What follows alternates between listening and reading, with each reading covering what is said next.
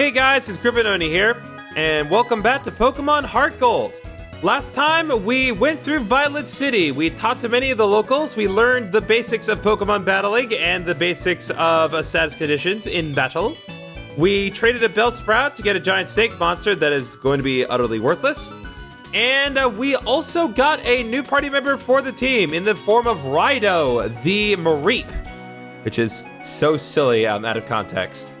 Anyway, this time on HeartGold, we are going to go into the Sprout Tower to earn our way into the gym. But before we do, I'm going to talk about Pokemon natures. I kind of talked about it briefly the last time, but I do want to be sure that we all understand the concept.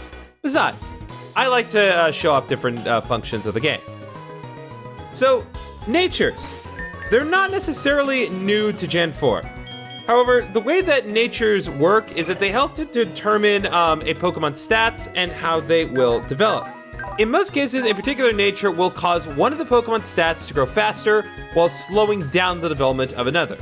There are, of course, a few exceptions. Now, as far as the natures of the three Pokemon that I'm using, right now, my Blazer actually has a mild nature.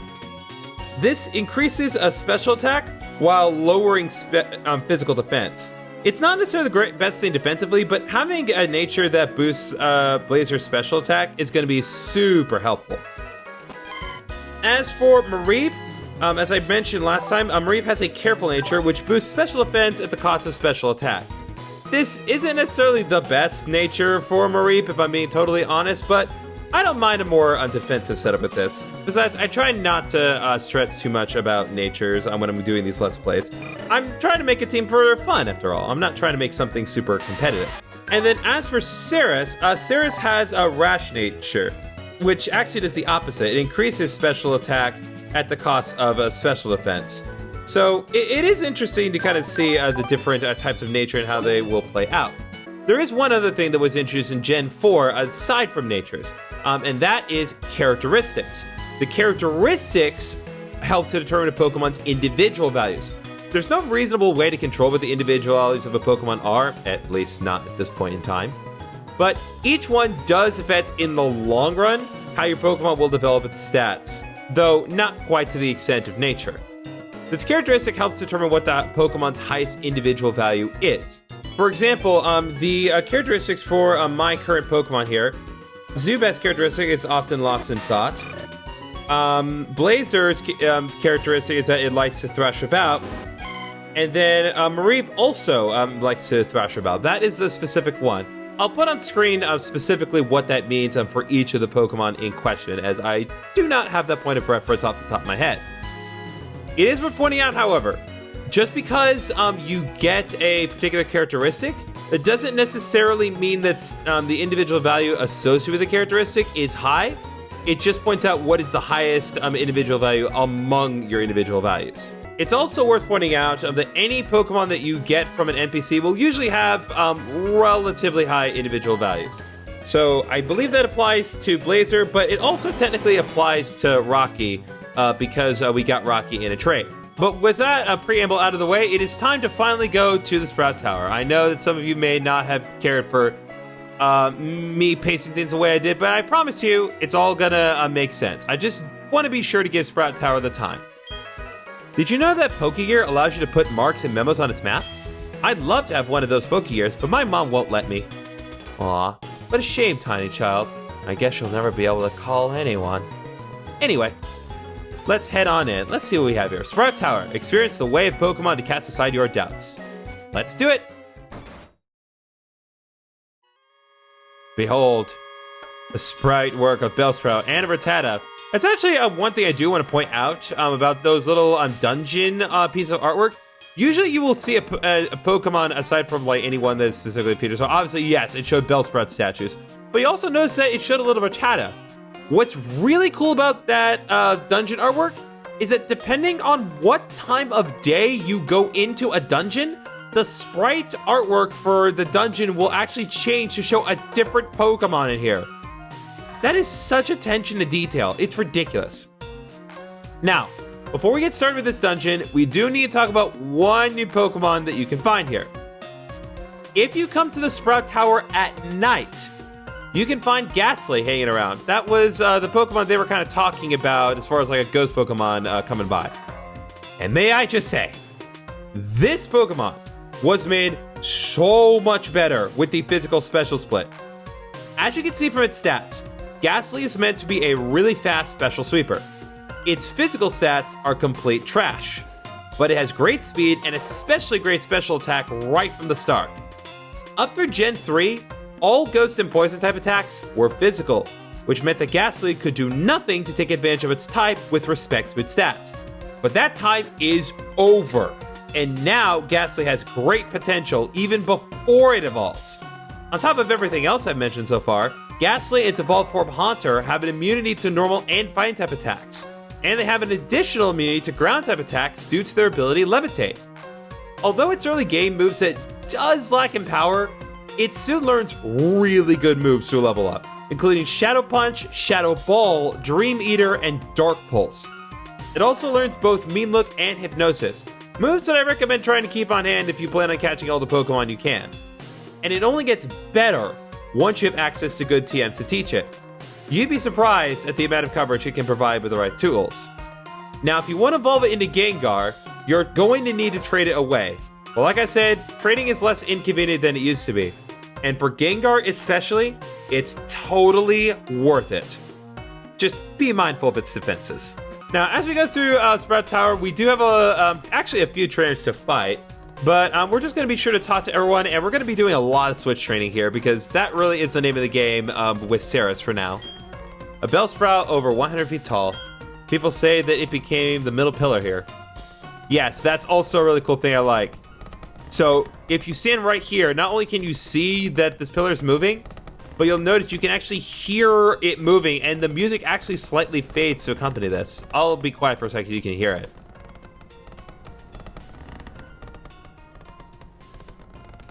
Isn't that cool? Like, guys, really, this game deserves so much more love. Like, that is such an insignificant detail, but they made sure to include it anyway. See the pillars shaking?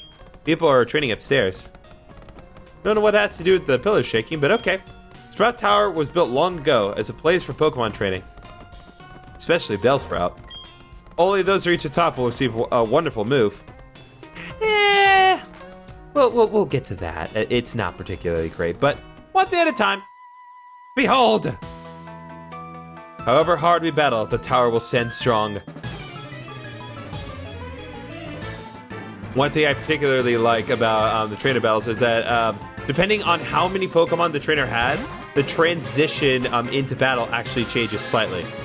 Now, as much as I would love to destroy Bellsprout with Saris, grass types do... Well, they are weak to bug attacks, but they also, Bellsprout specifically, partially resist poison, resist bug due to it being part poison. So we're gonna have to do a little switch training here. I think for now, I actually am gonna switch in Rhydon, because I'm pretty sure Rhydon can take care of Bellsprout no problem. Because even though Rhydon does not have an electric attack, it only has tackle at the moment for attacking, that's fine. I can work with that, especially because static went off. I just need to be a little careful, of course. Aha! Paralysis saves the day. Oh, what? How am I missing with tackle all the time? I missed again with tackle. Guys, like, I know it's a 5% chance of it, but come on. Okay, anyway, Saris grew to level 4. Thank you very much. Alright, sending out another Bellsprout. I do want to keep the switch train going, so Saris needs to come back in because Saris has got to catch up. Also, the neat little thing that some of you may have noticed, even though Saris was switched out, Saris is still outside the Pokeball while we are doing this. He does not. She does not go back into the Pokeball while you're switch training. That only happens with the Pokemon out front. But again, it's such a neat little attention to detail because they don't do that in any other Gen 4 game. This is not the case in Diamond Pearl Platinum. Critical hit, tackle. Let's go, Blazer. Also, one thing I do want to point out to you, if you look at the bottom screen of the menu, you'll notice that the 4th Pokeball in my little, party arrangement is a shaking. This is a little kind of a hint system.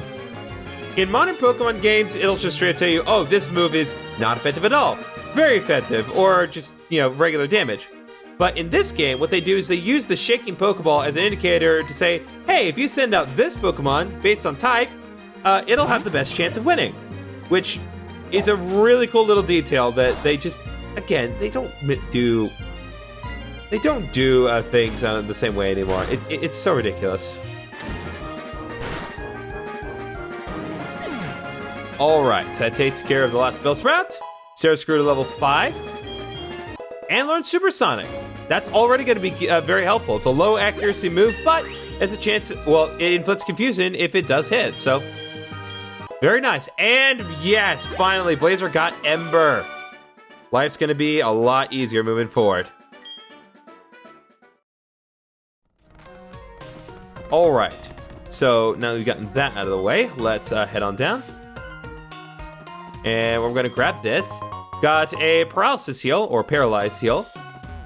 So that's going to be useful for if my Pokemon end up getting paralyzed. Not very probable, but who knows. We stand guard in this tower. Here we express our gratitude to show respect for all Pokemon, but especially Bellsprout. Because in case you guys haven't caught on, Bellsprout's kind of their thing here. I don't get why.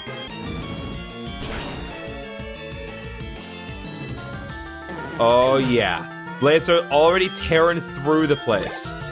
This Ember is going to just destroy this tower. It's burning to the ground now. So some of you may be wondering about the rocky ground that is surrounding us. After all, we're not standing on a rocky ground. It's we're standing on wooden panels, right? Well, that's actually an interesting thing, and it's something I kind of learned during the development of this series. Certain towers in this game are treated as caves. Like, obviously we're not literally in a cave, but as far as the game is concerned, it treats us like we are inside of a cave.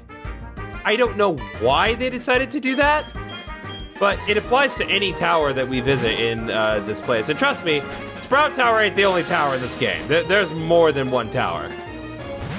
But yeah, they're all treated as caves for some reason, and I like the detail. I still don't understand it. Ooh, we got 2 damage off of Vine Whip. Ember! I like more about Ember than I do about Tackle. Not just that it's super effective, not just that it's the same type of attack bonus, not just the fact that Sarah screwed to level 6. But unlike Tackle, it's 100% accurate. Thank you. Why are you thanking me? Why are you thanking me? All living beings coexist through cooperation. We must always be thankful for this. But we should especially be thankful to Bellsprout. God, we love Bellsprout so much. Anyway, right here we found an X accuracy. This is a battle item. The battle items can be used to increase Pokemon stats. In this case, if we were to use it in battle, it will increase our accuracy by 1 stage. Not something that I personally... Oh, you gotta be kidding me. Oh my god. Don't do this right now. Don't do this right now. Rattata, please don't do this right now. God bless. Okay. Anyway, as I was saying, if we were to use this in battle, it would increase our accuracy by 1 stage. Accuracy is, in and of itself, not a stat, at least not as far as like anything concerning a Pokemon's base stats. But accuracy does matter. Because if it's not at your normal base accuracy, then it will decrease it. But for certain moves, you actually would want to increase accuracy, just to make it more likely that certain moves that may have low accuracy would hit. A good example would be Supersonic.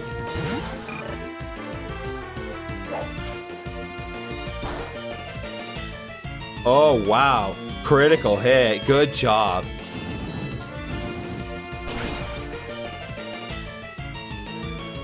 Alright, there we go. That should be the last Bellsprout here.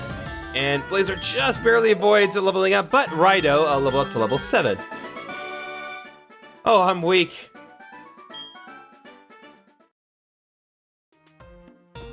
What do you have to say now, Edmund?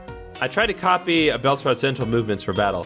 I didn't train well enough. No, you just didn't account for the fact that I had a blazing rodent on my team. that's always on fire. Anyway, we got ourselves a potion here. We actually have multiple trainers that we need to fight up here, so I actually am going to go back and heal just to be safe, and I'll be back in just a second. Oh, crap, I didn't mean to take one step forward. I guess we're going to cut it right to here, Editor Griffin. I'm trying to find alignment in Pokemon, especially Bellsprout.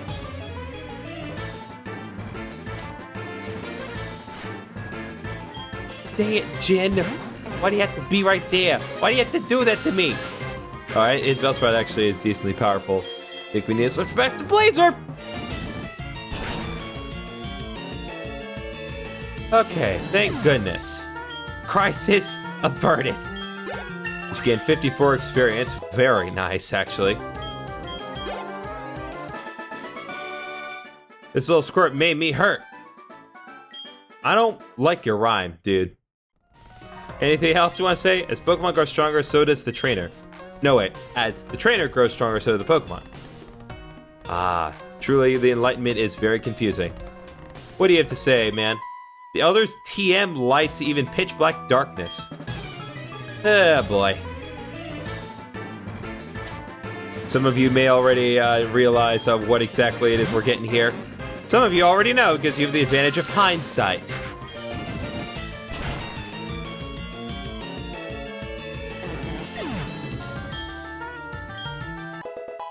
Alright, Sarah's grew to level 7. Got some more EXP, and we defeated Sage Nil, no problem. It is my head that is not right. It is weird. What's really weird is that you see, like, they are bald in the overworld, but then they have, like, that weird, like, short hair thing that comes from just not shaving well. I don't know, it's weird. Let there be light on your journey. Get it? Guys, you get it? Oh, looks like someone we know is ahead. Let me see how much you trust your Pokemon. Alright, fine. These Bellsprouts are getting a lot tougher. Well, relatively speaking. Again, Bellsprout's not a bad Pokemon. Like, it does have, like, good offensive stats, so we do need to be careful. It's just that it only has Vine Whip. But I guess this one does also have growth, so it is important that I do be a little cautious. I got some big boy EXP for that one. Oh, finally something other than Bellsprout. Sending in a Hoot Hoot. Gonna switch Rhino in for this. Again, Rhino's not really gonna be helpful as far as inflicting super effective damage right now. But I still want to give Rhino some experience because Rhino does need to get better. Once we get Rhino to level 10, Rhino's gonna be supremely helpful moving forward. But looks like we are still gonna have to rely on Blazer for now to get the job done. Alright, that takes care of Hoot Hoot. Yes, your trust is real. Oh, thank God. I'm glad that we all agree that I am a trustworthy person. It is not far to the Elder. Alright. Before we do anything, I do want to heal up real quick. I'm gonna use my potions to do that this time. And before we get into this battle, I'm actually going to put Rhino in the front line this time. So, hi, Rhino. Say hi to the world. Rhino seems a bit nervous. Aw, that's okay. Show Rhino some love in the comments, guys. Show Rhino that he does not need to be nervous. You showed us what you've got, and it is indeed good. Take this technical machine. However, you should care more about your Pokemon. The way you treat your Pokemon can be a bit too harsh. Remember, Pokemon are not tools of war. Huh, calls himself the Elder, but he was no match for me. Sure enough, those who lecture how you should be nice to Pokemon, they cannot defeat me. All I care about are strong Pokemon that win every time. The rest of them don't mean anything to me. Argento used an escape rope. Well, that's one way to get out, I suppose. At least it didn't shove us down into, like, the pillar hole. Anyway, let's move past that stupid concept. Alright, let's try this again. Hello, Elder Man. So good of you to come here. Trout Tower is a place of training people and Pokemon to test their bonds to build a bright future together. I am the final test. Allow me to check the ties between you and your Pokemon. All right, so this is our first semi-boss fight. We are challenged by Elder Lee. Get it?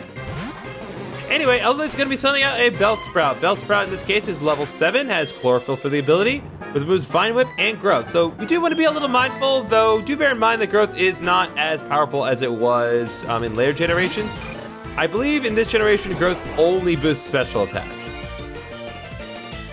Yeah, so it's actually not as good as it once was, because Growth would be great in conjunction with grass types, but because not all grass moves are special, it doesn't really help. Anyway, we're going to go to level 8, and Blazer, go to level 12. Very nice. Already getting to see some big damage here. He's already bringing out his most powerful Pokemon, because he realized how much of a threat I am. I'm going to switch back into Rhino again.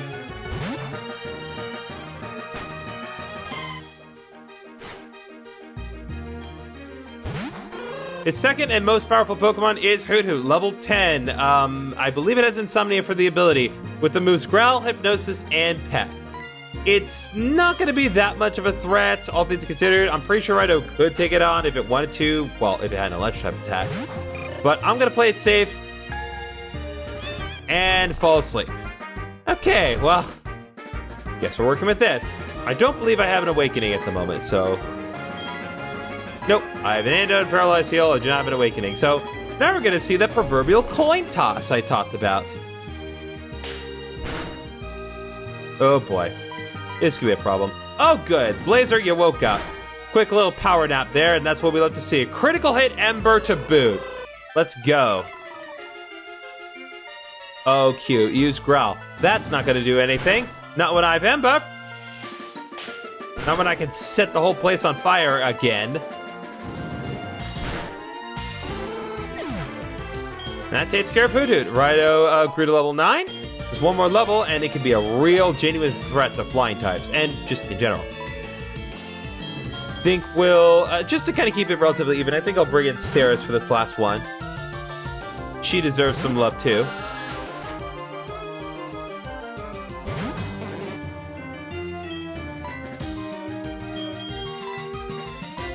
Well, as much love as I'm willing to give for Switch training purposes. Blazer's the one doing all the hard work, but again, trying to get Pokemon to a certain point, and once they do get to a certain point, they will be a lot more helpful to the team. Besides, is anyone gonna complain about Blazer mowing everything down? I don't think so. Alright, we defeated Elder Lee. Ah, excellent. The way you battle is quite elegant. You should be able to send up to Faulkner. And you should be able to make good use of this. It's a technical machine called Flash. Take it with you. We got TM70. Very delicious. When a Pokemon learns Flash, you can illuminate caves no matter how dark they may be. You can try it on Bellsprout, for example. Yes, you can technically do this. So, here's the thing that you need to know about the Flash TM. Unlike in previous games, Flash is a TM. It is not an HM. There will be a chance to buy it later, but for right now, this is our only copy of Flash. And you do need to have this available to you to access certain areas. So, I recommend teaching it to something that you caught, that you don't plan on actively raising in battle, because while Flash is useful for illuminating caves, that's pretty much all it's useful for. So, we got an escape rope from that item ball. And I'm going to do as Argento did himself. And use the escape rope.